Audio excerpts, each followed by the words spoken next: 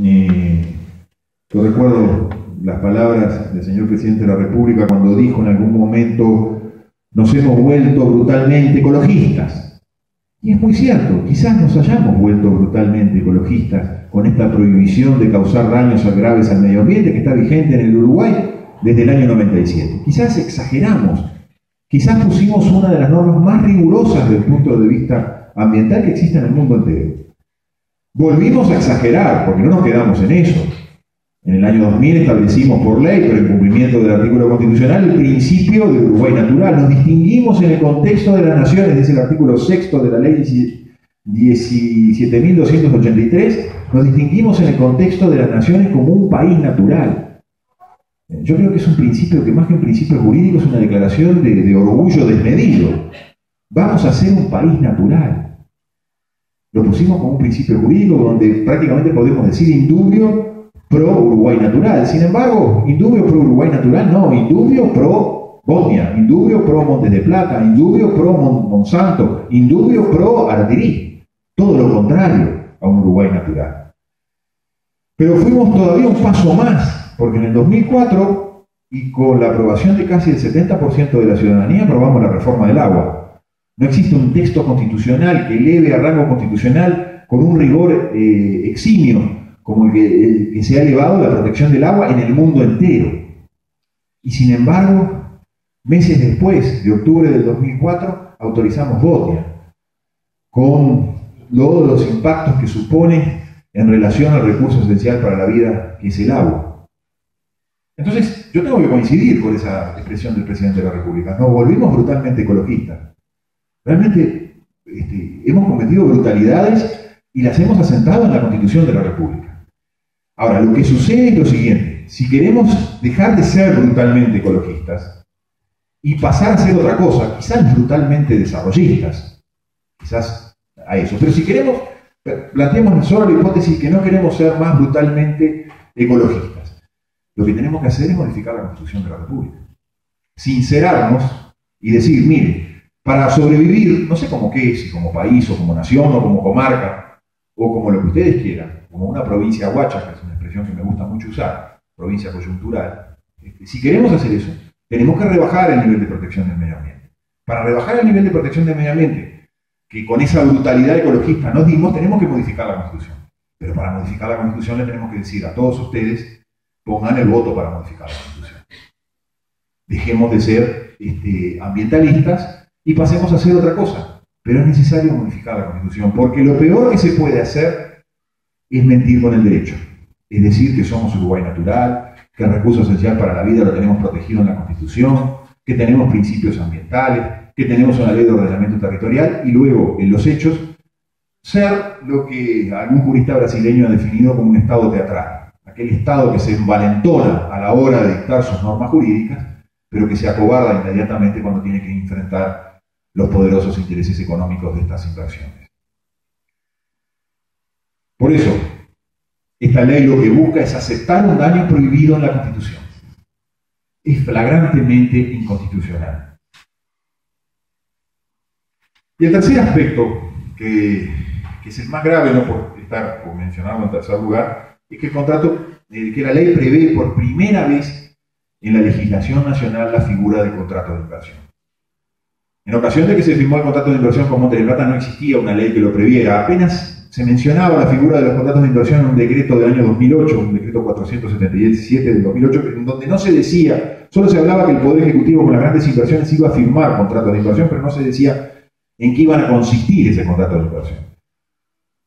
Confieso que desde aquel momento sentí gran curiosidad por saber en qué iban a consistir estos contratos de inversión, cosa que recién me vine a desayunar en el año 2011, cuando conseguimos sacarle la confidencialidad al contrato de inversión con Montes de Plata y nos enteramos qué contenían los contratos de inversión.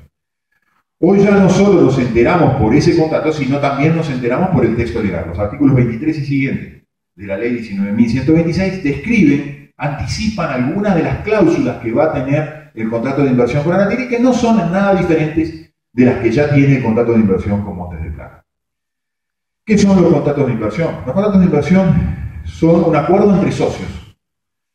es la confirmación de lo que dijimos en el 2005, incluso en esta sala, incluso antes, en el 2003 y 2004, nosotros en esta sala dimos una charla en ocasión de unas jornadas de derecho ambiental y anticipamos que el Estado se había vuelto socio de estas grandes inversiones. En aquel momento hablábamos de la industria de la celulosa. No sabíamos de la existencia de los contratos de inversión, ni de la figura de los contratos de inversión, que no es un invento uruguayo, sino que es una imposición, obviamente, que ha tenido en otras partes del mundo imposiciones semejantes. Les decía, los contratos de inversión son la confirmación de que el Estado se vuelve un socio, un cointeresado en estas inversiones. Ya de por sí, si se vuelve socio o cointeresado, se vuelve juez y parte. Ya de por sí no puede evaluar, no puede controlar, no puede sancionar la contaminación, porque sería sancionarse a sí mismo, porque es un socio. Actúa junto y seguido por los mismos intereses, que dejan de ser los intereses generales de la nación, entre ellos la protección del ambiente, para convertirse en los intereses de la empresa. Y ahí está el síndrome que yo les hacía mención, de Chasman y Chirolista, el Mr. Chasman y Chirolista. El Estado convertido en un ejercicio de ventriloquia, el Estado al servicio de intereses privados. Los funcionarios públicos con intereses privados, una contradicción en sus términos. El contrato de inversión supone el condicionamiento de la voluntad de los tres poderes del Estado. En el contrato, el poder, pongo como ejemplo el de Montes de Plata siempre, el poder ejecutivo en nombre de la República Oriental del Uruguay, es decir, en nombre de todos nosotros, se compromete a condicionar la voluntad de los tres poderes del Estado, no solo del poder ejecutivo, asegurándole a la empresa que le va a otorgar infraestructuras, servicios, permisos, zonas francas, exoneraciones de todo tipo, puertos, puentes, carreteras, anticipándose la decisión, porque en teoría el Estado sí puede dar esos permisos y esas autorizaciones, pero previo al trámite de los procedimientos administrativos en cada uno de los ministerios y previa consulta de las opiniones técnicas. Acá no, ya de sí y por sí y ante sí, el Poder Ejecutivo se compromete a otorgar eso, pasándole por arriba a toda la estructura estatal de un Estado republicano. No se conforma con ello. El Poder Ejecutivo también compromete la voluntad del Poder Legislativo, aunque ustedes no lo puedan creer. El Poder Ejecutivo va a establecer cláusulas en ese contrato, va a firmar, va a aceptar cláusulas, como ocurre con el contrato de Montes del Plata, lo que se llaman las cláusulas de congelamiento de derechos. En el contrato previsto de esta ley Aratirí se les llama cláusulas de renegociación. En el contrato de la regasificadora se las llama cláusulas de cambio de la ley. ¿Qué suponen estas cláusulas, que también son conocidas como cláusulas de estabilidad o cláusulas de blindaje?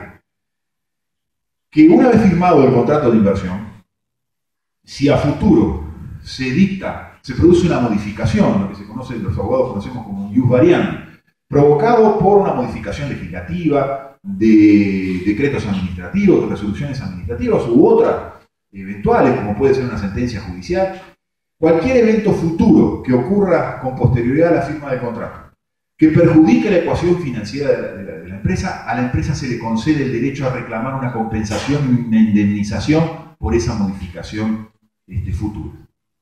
Es decir, si hay que modificar, mejorando, por ejemplo, la legislación tributaria, modificando la legislación tributaria, la legislación ambiental, la legislación laboral. Yo siempre pongo el ejemplo de que un buen día en el Uruguay se pase de la jornada de 8 horas a 6 horas, mejorando o modificando la legislación tributaria, colocando un nuevo impuesto, algún ejemplo hemos tenido ya en la práctica, y si eso perjudica, o la empresa entiende que perjudica su ecuación financiera, la empresa tiene derecho a una indemnización, una compensación. Es decir, para legislar va a haber que preguntarle a la empresa, ¿te perjudico o no te perjudico? Hace poquitos días ha pasado algo parecido con el tema de Montes de Plata, que se le está consultando sobre alguna legislación referida a la posibilidad de que se establezcan en áreas fronterizas la prohibición de que estas empresas, que haya tierras en manos de extranjeros. Una ley que parece bastante risueña y graciosa, ¿no? Sobre todo si pensamos que si yo vivo en la frontera puedo tener una cédula brasileña y una cédula uruguaya. Y si yo vivo en la frontera puedo tener una sociedad anónima uruguaya y de esa manera zafo y escapo a esa prohibición. Botnia es Botnia Sociedad Anónima y Botnia Sociedad Anónima figura como empresa uruguaya. Así que a veces algunas modificaciones legislativas no hay que considerarlas mucho. Pero bueno, Montes del Plata ya está preocupada porque eso pueda pasar y que pueda eso ser un mecanismo para reclamar algún tipo de compensación o indemnización. La previsión de esas cláusulas, llamadas cláusulas de blindaje, de congelamiento de derecho, no impide al legislador del futuro legislar contra los intereses de la empresa, pero sí abrir los ojos cuando lo vaya a hacer. Ya está condicionado. Se la llama También cláusulas del brazo enyesado, porque no se puede levantar el brazo para votar, porque si se levanta el brazo y se vota una ley contra los intereses de la empresa, hay que pagar. Para legislar en el futuro, si se legisla y eso toca los intereses de una empresa privada, va a haber que pagar. Nosotros vamos a tener que pagar. La voluntad del legislador va a estar condicionada. Es lo que en ocasión del conflicto con Philip Morris, con un tratado de inversión de por medio, no da tiempo voy a hablar de los tratados de inversión, pero están muy vinculados a este mecanismo de los contratos de inversión, pero es lo que ha hecho valer Philip Morris. Cuando en determinado momento se le quiso ampliar la publicidad negativa en las cajillas de cigarrillos, Philip Morris entendió que eso perjudicaba su inversión, que la marca era su inversión, que eso la perjudicaba económicamente y entonces decidió reclamar una compensación frente al Estado uruguayo. Como el Estado uruguayo le reclamó al Estado uruguayo que cambiara esa legislación. Como el Estado uruguayo no se la quiso cambiar, se dirige hoy ante el CIAD y está hoy ante el mecanismo privado extranjero de arbitraje reclamando una compensación económica. Haciendo valer ese tratado de inversión, haciendo valer el derecho mercantil por encima del derecho a la salud pública. Sometiendo la voluntad soberana de un Estado cuando se trata de proteger un derecho humano como la salud pública. Está ejerciendo lo que los señores presidentes Tabaré Vázquez y José Mujica llamaron en su momento la presión chantajista de los monstruos. Pues bien, la presión chantajista de los monstruos es lo que firmamos cada vez que firmamos un tratado de inversión y cada vez que firmamos un contrato de inversión. Le damos, esta es una expresión del señor presidente Mujica, el sartén por el mango a la empresa. Tiene la posibilidad de condicionar nuestra voluntad legislativa, la más soberana de nuestras voluntades, darnos nuestro propio derecho. No estamos en condiciones, a partir de que firmamos contratos de inversión, de darnos nuestro propio derecho.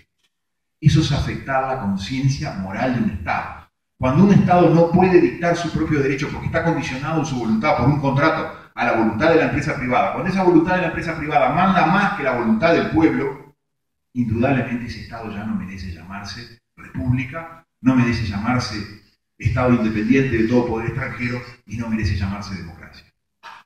Eso es lo que producen los contratos de inversión. Se los llama contratos de blindaje. Ustedes van a sentir habitualmente usada hasta con cierta displicencia la palabra blindaje.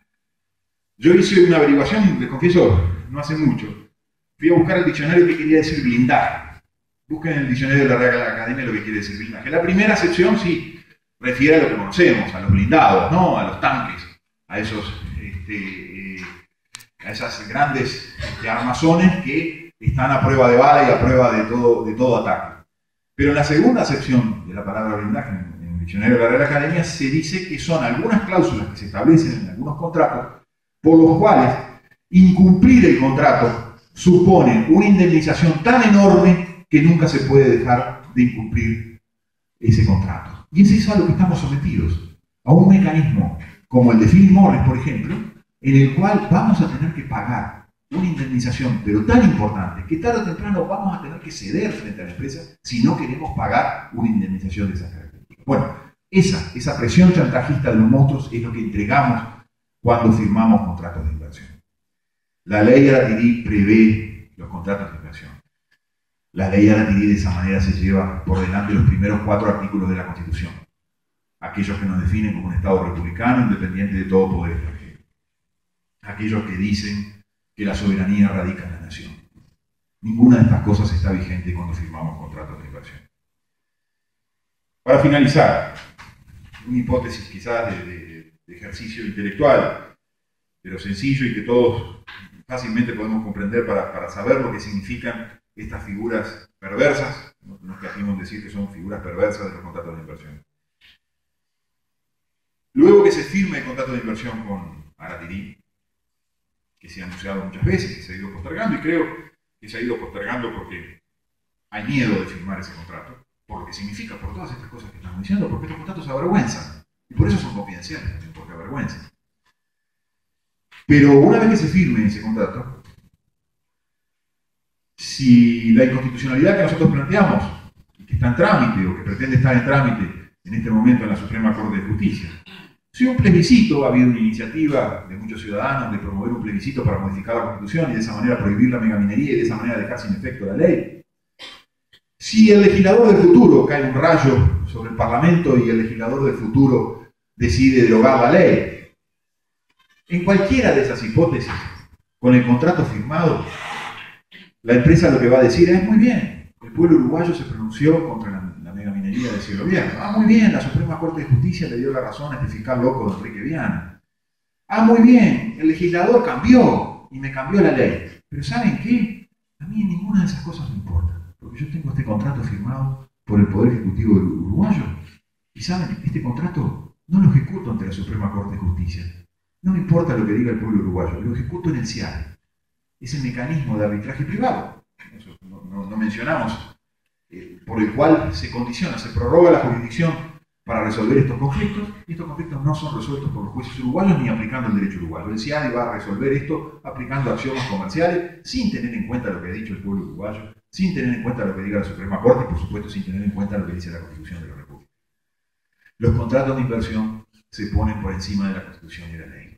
La voluntad de la empresa manda. Manda por encima del Estado. Manda con el Estado a sus servicios. Es ese el mundo del neofeudalismo al que pretendemos referir en esta charla que vivimos. En estos últimos días me han surgido algunas interrogantes que simplemente los dejo como reflexiones finales. De nada vale discutir, debatir acerca de los daños ambientales,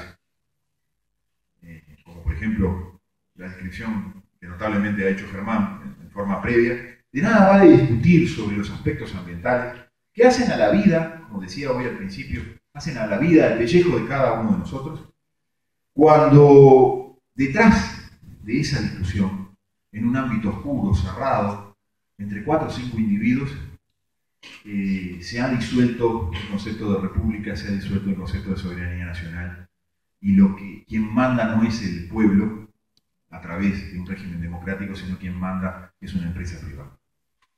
Entonces no podemos separar, no podemos escindir ambas circunstancias. Cuando se daña la conciencia de una nación, lo que sigue inmediatamente es dañar su integridad física. Muchas gracias.